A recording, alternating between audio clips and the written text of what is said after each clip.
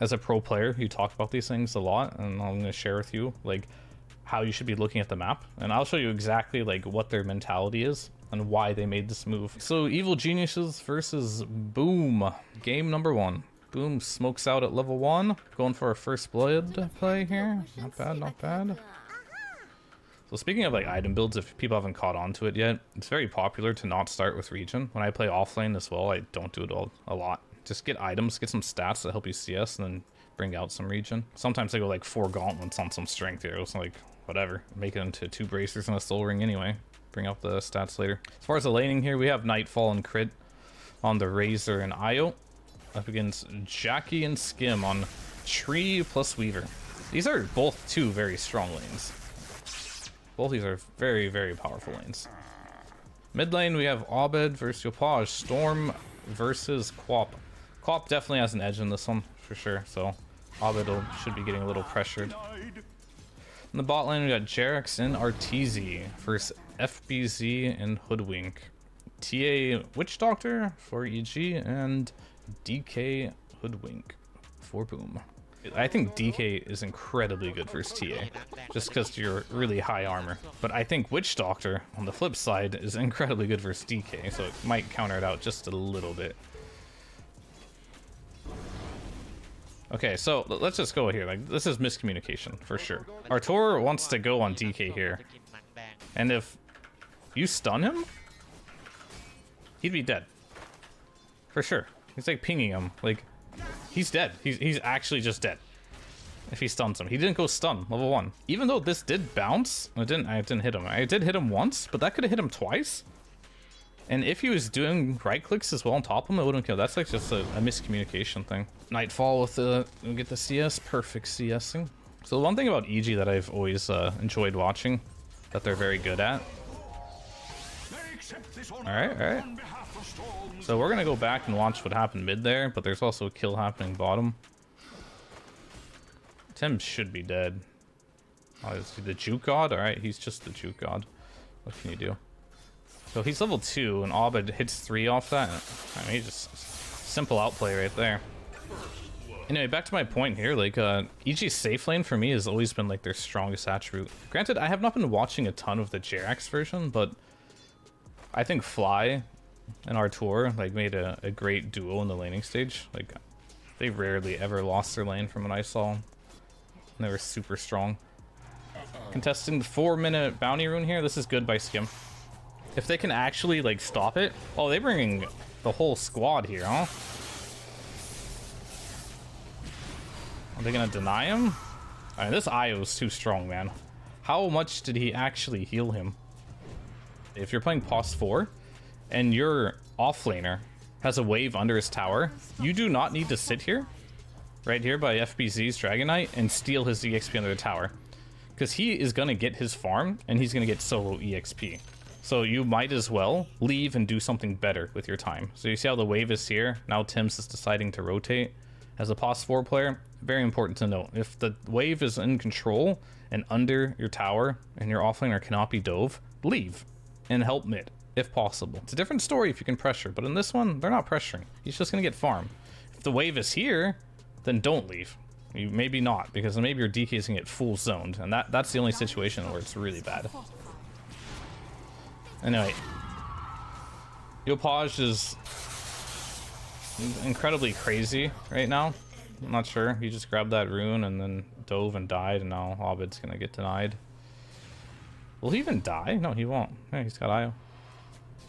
He actually healed him through so much damage there. It was at the cost of leaving Nightfall alone. But it doesn't matter. He's crushing. He's actually crushing. Yeah, I've played this Weaver Razor matchup. Like, it is pretty good for the Weaver. I'd say pretty good. Oh, yikes. But you can't really outrun a Razor once he gets boots, especially with an Io. So even though you do Sakuchi away, you are going to get linked for a decent amount of time. You doing it? Oh, that's a nice attempt. Alright, so next thing we need to look at is 6-minute runes. There's going to be Quap and Storm. Super important to check the runes. I think both supports should go and check the runes. Tree and Hoodwink, for sure. even I own Witch Doctor. Like, try to get the runes either denied or for your team. And then it looks like just Abed's too low to do anything, so it's just gonna be forfeited straight to Yopaj, and he got a regeneration.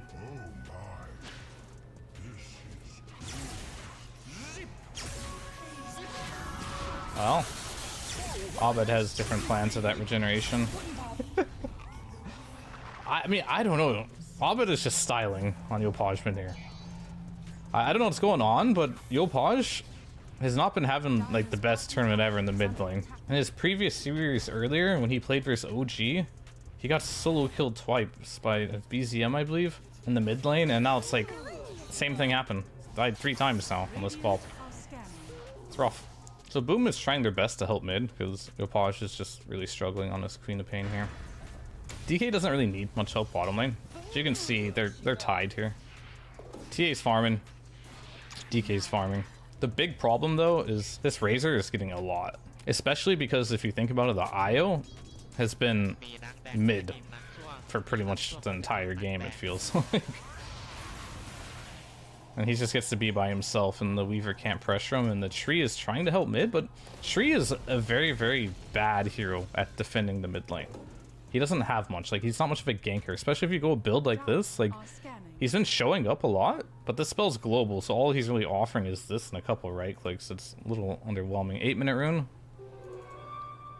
So just notice in these games, it's gonna be a pattern I'm gonna keep showing you, that 6 and 8-minute rune, you should always as supports try to take away. Like, either secure them if you're a mid laner, which your mid laner prefer, but if you can take it away from the indie mid laner, that's good enough. Not even attempting to do anything, it's like the worst you can do. Yopaj is dead again. Or is he? Where is he? Living armor. I would like to see them get away from this mid lane. I'm gonna go back a little bit because I feel like the plays Boom are making right now are super defensive. So we got the Invis rune. They're bottom here, they're pressuring. Okay, so in a situation like this one, when your DK is strong, he's the strongest hero on the map right now. I want to see plays happening on the map. So I'm gonna give some options of what I think they could be doing better in this game. Because right now this Weaver is not like, he's not sad top lane, but he's not pressuring either. He's not really doing anything. I'd like to see Jackie just be like, hey Skim, you're playing Treant Protector. What is your purpose in this game as a Treant Protector? Pretty much just defend your towers and chill. So like when you have a support like that, you do need to find a way to get a bit more active on the map. So I'd love to see Weaver TP bottom and supplement this push, right? And I don't want to see them react to mid, not unless it's just support going. Like, I would even be fine with a Tree taking EXP mid, Yopaj going bottom, Weaver collapsing bottom, or Yopaj just chills here and the Tree goes takes top, and then they can go push this bottom lane, and Weaver will be there to dive if Artur shows up, and they're gonna have to make a bunch of reaction to make something happen. But instead what happens is kind of sad for them. Like, DK wants to pressure here, Yopaj gets jumped here, right? And now this is all a result of, like, now EG is pressuring, right? There's no area of pressure right now for Boom. They don't have one. So they're trying to defend mid. Weaver's not coming. You should probably not pool when you're getting pressured either. But now they're in a situation where they're reacting. So this DK who's taking this tower is now stopping what he's doing to kill a Witch Doctor, pretty much. They used a Sonic Wave on this Witch Doctor too. Completely unnecessary, I think. But all these things add up, like not having Sonic Wave now, not having DK form. It really just slows them down. I really, really, really like this move from EG right now. So Razor realized that Weaver's just sitting here top. He's not going to do anything, right? Boom keeps bringing the bare minimum of heroes right now. They see DK, right? This is like going to be the most imperative thing, and this is where, like, as a pro player, you talk about these things a lot, and I'm going to share with you, like, how you should be looking at the map, and I'll show you exactly like what their mentality is and why they made this move. It's not random, it is very calculated. DK TP'd mid just now, right? Here comes DK. The TP's in it. Now you know DK has no TP. They also have no Sonic Wave. So what you need to be talking about as your team is like, what is our next move? Like, they're really weak right now. And if DK, he should just stay mid now, like absolutely, because he no longer is going to pressure bottom. That's kind of a meme. He already TP'd mid. And they should know, at this level, that EG will come back. So he should just sit here, just be the wall, as I call it. He's going to be a wall for mid lane. They're going to heal it up with Treant, they have a Treant, and just defend it like that. But the moment he walks bottom, like this, right? The moment they see him bottom, there's going to be a ping, probably. They're going to go. They're like, look at this. DK's bottom. Let's just go mid. This is an opening right now. He has no TP. So if we do collapse on this mid lane, they got nothing. No Sonic Wave, no DK. It's effectively just forfeited. They have free roam. So very good by EG to like recognize this opening here. But also from Boom, things they could do better is I think DK needs to realize once he TPs in like that, that he has to stay there for the most part until he gets his TP back up. Similar story here. Doesn't really matter. You see Nightfall TP's top, but he realizes bottom's dead anyway, so they can't really do much. Maybe they could run it mid, but he's keeping an eye on it. So EG bring 5 here. They really want this tower. And it's good by Boom to like let it fall. Something you guys should be doing as well when you play and you're thinking about defending a tower or not. I don't know if you do it, hit ult. It shows your TPs of your teammates. But Tim's shows here. I mean, this is fine. They both shoved the lanes. Get the kill, they TP out. Okay, so what I would want to see right now, leave Jackie top, he has the TP ready, push the lane out, farm this, get your DK's Blink Dagger, smoke across the map, go for another kill. Do we have any smokes? We do. I think first thing Tree should do is come back with this dagger, smoke, and go for a kill. They're not shoving top lane. Them being here isn't really like taking any farm away, they're also losing farm up here. Sure, they might take this stack, but now they're going to be in an awkward situation where they're going to have to back anyway and backtrack and have to push this lane out. I think they should take my advice. Weaver, push this out. Smoke it up.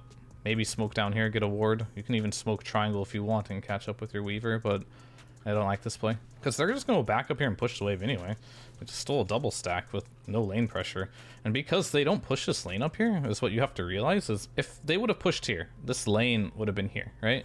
And if they would have smoked, they would have an option to go here. But now, Artur gets to push 2 waves for free because they know that they have to go back and deal with this. It's just very slow. So there's a couple ways you can play the map in like the early mid game like this. I personally like coined this phrase as like calling it a 2-1-2, meaning 2 heroes on the top lane, 1 hero on the mid lane just collecting the farm, and 2 heroes on the bottom lane, right? That's the 2-1-2 terminology I use. The other terminology I use is like the 1-1-3 or the 0-1-4, which would be a situation where, let's just say Dire, right? They have 0 heroes up here. They have 4 heroes controlling this mid wave, this bottom wave, and 1 hero in the mid wave, right? And they're farming triangle. That's like the defensive and that's the standard Dota play that you see all the time. But Dota's evolved more into this 2-1-2, and the reason for that is for exactly what you just saw. The ability to get kills on both side lanes simultaneously. And it allows you to farm both jungles, but it comes with heavy risk because you are vulnerable on both side lanes. So you have to outplay your opponent or just be in a stronger position. Abed is smoked with Jerax. Should be a dead squirrel. As you'll notice again, if you watch EG replays, Abed never farms on his side of the map. It's all Artur. He's the one farming all the safe stuff. Abed's always looking to make something happen on the map and farming on the enemy side of the map. Alright, so this is the first smoke with the Blink Dagger, and what they're attempting to do here is take back their land.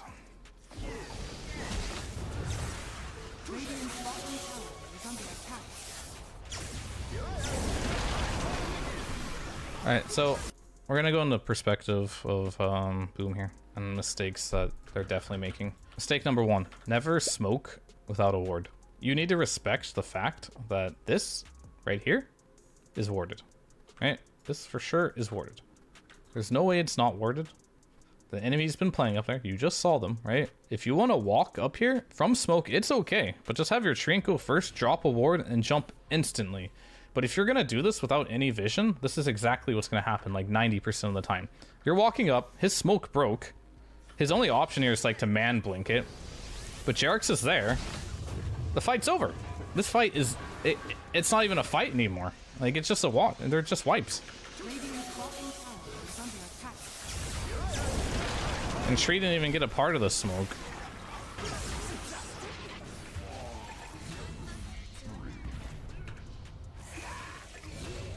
going 16-minute rune, DD on Storm. So I haven't been following it like as much as I should have probably, but every 2 minutes power runes spawn. And you have like a Storm in the game or a Quap that could really use them.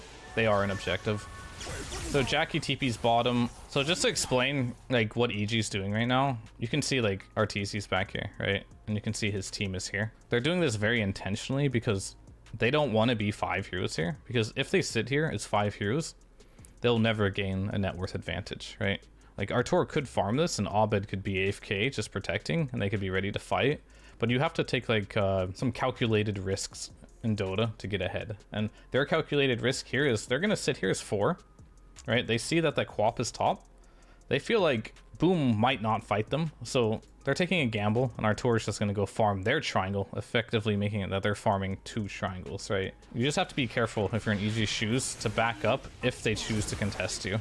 And they did. They made the call, right? They're like, they decided to contest us, but we already took their ancients. Jerix is just gonna, maybe I can get spells off and turn it. If not, they immediately all left. Keep in mind, like, if you do want to play aggressive like that in the enemy triangle, to be careful about it, and maybe consider some of the time just not being in a situation where you're all 5 AFK in the same spot. You're never getting an advantage if you do that.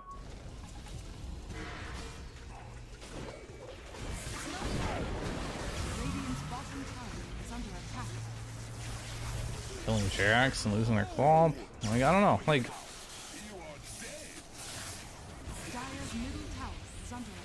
there's like 2 things you can do in Dota, right? You can either like play active and try to make things happen on the map, or you're just trying to get more gold than the opponent. And it's okay to do both, but you can't, your default can't be trying to outfarm your opponent forever. At some point in the game, you do have to fight. It's as simple as that. And like all the fights they're taking right now, like these are desperation. They already lost 2 heroes. Now they're trying to def Roche. There's a ward on them. Now they're like getting picked off. FBC is going in. This is all desperate shit. A Weaver's dead. Like, this can't get any worse. And this brings me back, and I'm getting like some deja vu. Like, I haven't like done replay review very seriously since like TI. So like I'm kind of like remembering a lot of like concepts and stuff that I would tell players and my old teammates as well not to do, and things that I have been taught. What is the point of this fight? You have to value, one, is the first Aegis important? Not really. Like, it's just kind of gold and a security to maybe take a tier 2. And the way a lot of people do play after getting the first Aegis is very passive. Or sorry, I'm sorry, the opposite. When you get the first Aegis, they're also very aggressive. So that means you can split push easier because they're grouped up as 5 more frequently. So let's just go back to this fight here, right? 2 are dead. The options you have right now, if you're Boom, are there's really only 2. And most of the time, from the even pro players, they choose the worst option, the flashiest option, the highest reward, highest risk option. If they kept farming right now on Weaver and on DK, they would be so farmed, right? He would finish his shard, he'd be maybe 1 component into BKB, and more importantly, the lanes will be so bad for EG. Like, they'll have to TP and deal with this, they'll have to TP and deal with this, and because they have to go back and deal with lanes, you now have an opening for Boom to make a play on the map. Or you can continue to keep pushing these lanes out and ratting them until the Aegis expires. All Aegis is going to be for them is like, cool, you can't fight for 5 minutes maybe, but that doesn't really matter. You don't really need to be fighting those 5 minutes. This is a great time to farm. Second Aegis is a different story, but first Aegis, I would much rather them not take this fight because it's a 4 versus 3 fight, right? you know you're under vision. You know you're probably not going to steal this Aegis. He could even probably take this tier 2. So the decision making here from Boom should most definitely be like, Jackie stays here and he hits this tower. F this Roche. Let him have it. FBC should push 1 more wave. Go for it. Take it. The worst possible thing you can do in this situation is try to defend this Roshan where you don't have vision, you're down on heroes, you lose the Roche, and you lose your 2 cores that could have been farming this whole time. And I honestly consider this like game ruining. Like when this happens, it's a disaster. Right? This is an absolute disaster. They've lost like 5 heroes, 6 heroes now at the Roach Pit and Roche. When it could have been just Roche gone and 2 heroes dead. As a trade of this tier 2 bottom, a lot of farm on DK. And then just waiting out the Aegis and ratting. They just made their situation a lot worse for themselves. Alright, so this is like pretty much the stage of the game where I think it's really up to EG to drop the ball to lose the game. There is no like crazy scaling on Boom that they have to worry about. I'd say the scaling is probably on EG's side. They have map control, they got IO Storm. They really just need to like not be in the wrong place at the wrong time. So I'm noticing EG likes to, I guess you can call it greed it up if you want, but I don't like to call it, I don't want to call it greedy, so to speak. I kind of want to call it maximizing on the map, being efficient. Like, they're taking calculated risks. Nightfall's farming here, Arteezy's farming here, Storm and Crit are farming here, and Jerix is just a human ward. So I do like how Boom are playing side lanes right now. This is good. I think when the other team has an Aegis and they're stronger, that you shouldn't be really playing on the mid lane unless you're looking to fight, but normally if the other team is stronger, you're not really looking to fight, are you?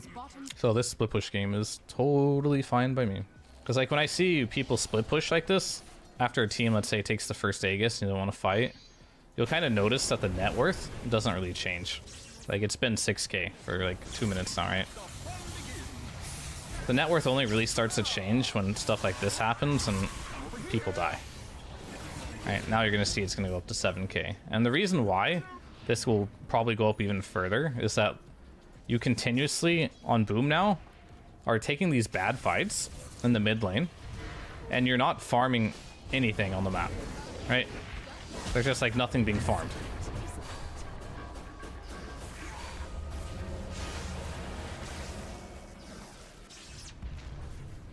So that's why you see it goes up to 6 to 8k.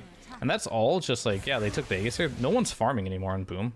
And they just farmed like 2 waves up there on the Storm with the IO. And you'll be surprised, like a lot of this stuff I am going over right now, some of the pro teams can actually watch this and learn from it. But some of it I do know for a fact. It's just like, I know they know of it.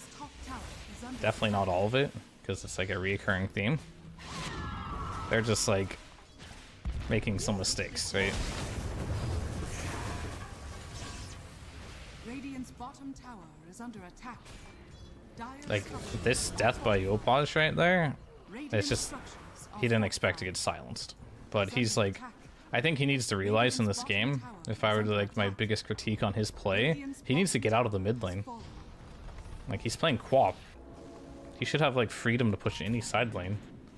Like keeps getting initiated on mid lane, and he shouldn't put it there. Like if you're losing the game, the person defending the mid lane or taking the mid farm should be the hero you care the least about, because in my eyes, this is the most dangerous farm. Tree could take this farm, for all I care. Hoodwink can take it. But I really don't like enjoy seeing your mid player go there and take that farm. But as far as EG are doing, they're doing a really good job this game of finding those pickoffs in the mid lane, right? They're making the jumps happen. They're putting the right amount of heroes there. And they're also still farming a lot on the side lanes. It's kind of like one of their fundamental strategies. Is like Artur, in my opinion, he's like the farm everything in the back kind of guy, while his team is like the bulwark where they just farm everything in the front. So they try to push as far ahead as they can on the other 4 heroes, mainly Abed and the supports, and sometimes Nightfall. And everything that's left behind, Artur just like mops it up. Alright, EG's up 9k at 25 minutes into the game. Let me tell you something, that's rough. That's definitely rough. But what can Boom do to get back into this? What can they do? They have to find fights in which they have a numbers advantage. They have to get vision on the map that will allow them to make a fight happen. What does EG have to do? Quite simple. Try to find them on the map, kill them, and shove the lanes out without giving Boom the opportunity of getting a numbers advantage fight. The one thing EG can do wrong is like one of their cores runs in first and dies, or if another core goes back to farm a lane like this, you linger around too long and die. So far they've done none of that this game. And I think I've always praised EG for their discipline. They rarely throw a lead while they're ahead. based off of like map movement. Alright, they're jumping on Arteezy there with the stun. Jack Boys is in, but he cannot get the time lapse off. Razor has a refresh orb right now, so this is like big trouble for them.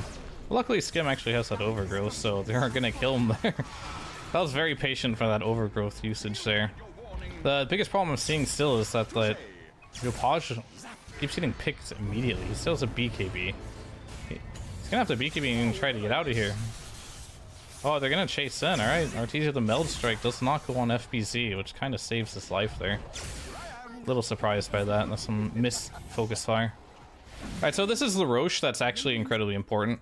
And there's like a very simple reason for it. So the first Roche that dies, it's you don't really get much out of it. Like you lose map control to take. And it's still an advantage, don't get me wrong, it's still an advantage. Maybe like 400 gold or something, 1,000 if the other team isn't farming while you're doing it. You can bait a fight there, which will, you know, in EG's case in this game, got them a huge advantage because of that Roche fight. But if you just let them take Roche and you're efficient and farm the whole map, you actually won't lose much net worth. But second Roche, a lot different. This shard, right? That's 1,400 gold. It's like a 2k gold swing just by doing Roshan. It's super important. By second Aegis too, some carries are ready to go high ground as well, so you have to be very wary about it, and just giving them Roshans from after the first Roche is something you want to think about always doing and defending. So Boom are going to get this tower, it looks like. They're not sure what's going on necessarily. They might not know Roche is happening right now, and EG are deciding to sack mid to do Roche. So given Boom's position right now, being down 11k 28 minutes, they might not have a choice to defend Roche. I'd like to see them, you know, try after this dies if Roche isn't already dead. Right, so like Boom, smoke, let's go. Unfortunately for them, this is an awkward situation. They got the Aegis, now he just blinked into an Aegis TA and he's feeling a little weird.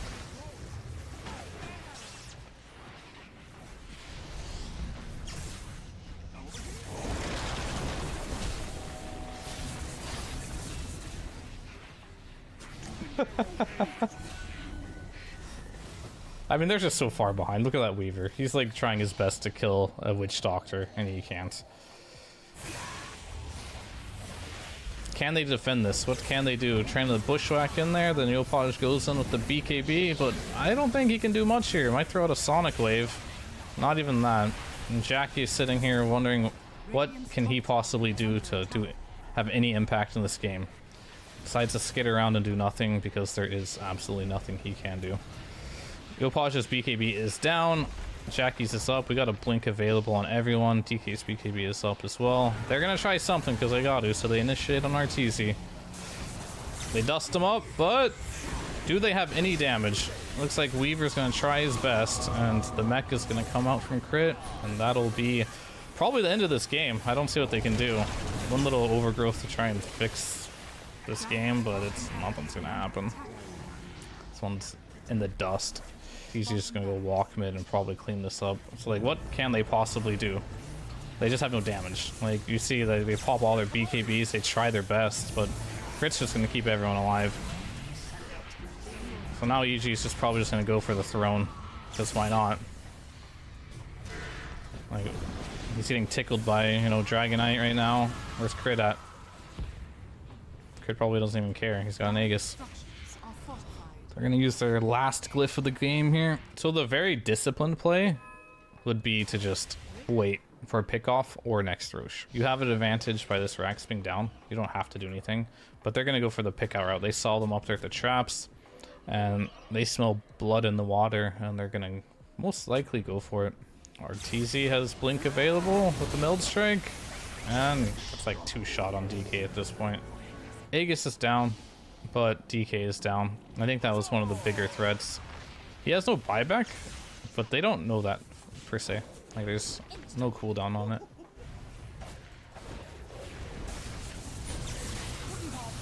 Oh, they go in. Abed has the Ags. Jackie's BKB is running low, and after this, alright, he just doesn't have time-lapse available. After this, he has buyback and time-lapse available, but I think he needs BKB and time-lapse to be able to do anything this game. Yopaj is going to be forced to BKB and retreat as well. And Jerix is memeing in the back with some Death Lord. Very nice, very nice. Dire's top barracks. Alright, they're forcing the BKBs out here from Yopaj and Nightfall. We got the Aghanims on the Abed, but it looks like 2 BKBs will nullify that. Can Arteezy... Is he farmed enough to kill them all? Yeah, he's just chewing through that DK. And GGs are called. So quite the clinical game here from EG. We're never, ever, at any point in this game behind. When they were ahead, they stayed ahead. And just overall an impressive showing from them. From Boom, though, I think they have a lot to take away from this game. I saw a lot of smokes. They weren't with wards, and they didn't really have much of a purpose, right? They kind of, like, they smoked, and they didn't really have a clear objective in mind on what they wanted to do with the smoke. Yopaj had a very, very rough laning stage, getting solo killed twice. Ended up dying 3 times in the lane. And staying mid too much and not playing on the side lanes. I think they should have really focused more on not being around this mid lane. They should have focused not on the Roshan, right? Like, that fight around Roshan was the biggest thing for me in the whole game. They lose 2 heroes around the pit. They bring in the next 3 to feed in a fight where you have no vision, yet again, and you're outnumbered. And that just pretty much spelled the doom for them.